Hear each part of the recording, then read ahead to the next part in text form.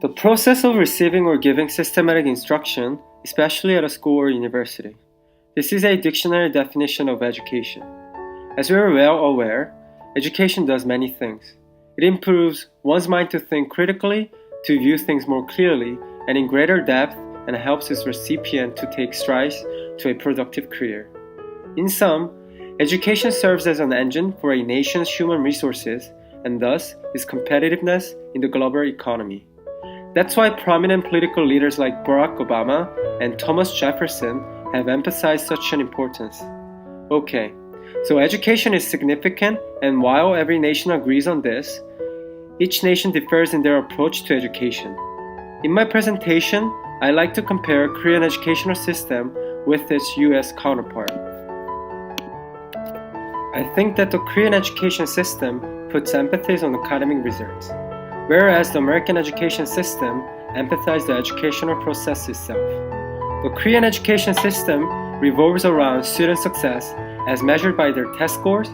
There is a fierce competition, the success of which is entirely and solely measured by test scores.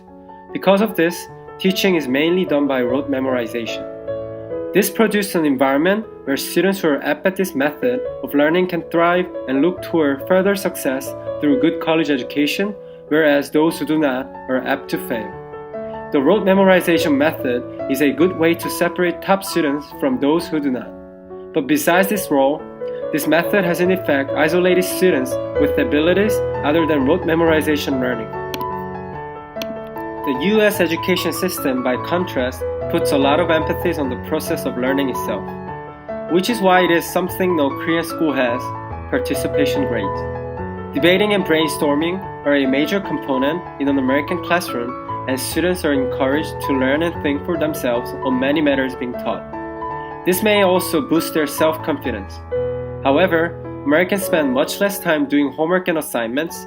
This is maybe because the American education system is less intense and much more relaxed compared to the competition going on in Korean classrooms. Where then does this difference come from? Some scholars suggest that culture difference may be a major factor here. In Korea, where results are what matters the most, parents are constantly concerned about their kids' academic performance. This has led to the private academy or hagwon culture in Korea, which practically run the Korean education scene even more than public schools on some level. Every day, kids slave away in hagwons to memorize things they are taught during the day at school. From elementary school onward, this pattern continues on in Korea. By contrast, in the US, parents are mainly concerned with how their children develop as a person. Results matter, but barely as much as how they're growing behaviorally, philosophically, and most importantly, as a well-grounded human being. Because Korean students spend so much time in hagwons and studying, they're consistently ranked higher on educational scales, especially high on math and science compared to American students. But because they spend too much time indoors studying, they are less healthy than American students. Sleep deprivation is often an issue as Korean students have hagwon homeworks on top of school homework. As such, there is no time for outdoor activities or sports or extracurricular activities in general, such as school band practice. Anything other than schoolwork for a better score is considered a waste of time or most. Even extracurricular activities are supplementary schoolwork most of the time, and parents pay teachers to hold students at a school for longer hours. American students are healthier and tend to engage in a greater variety of extracurricular activities.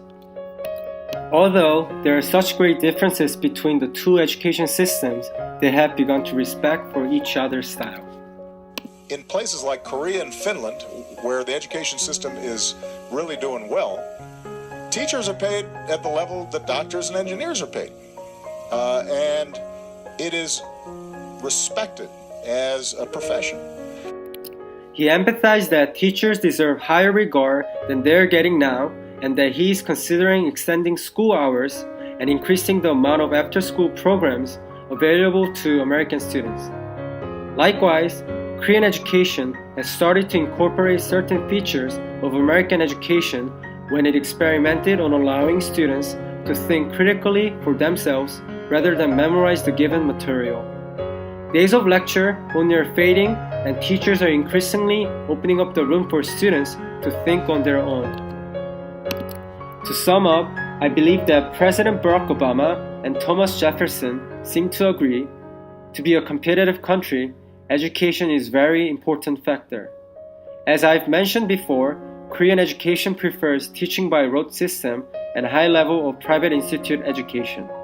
Compared to this, American education prefers teaching by debate and critical thinking and many kinds of outdoor activities. Each of them has pros and cons. Both nations should maintain their strengths and make up for the weaknesses.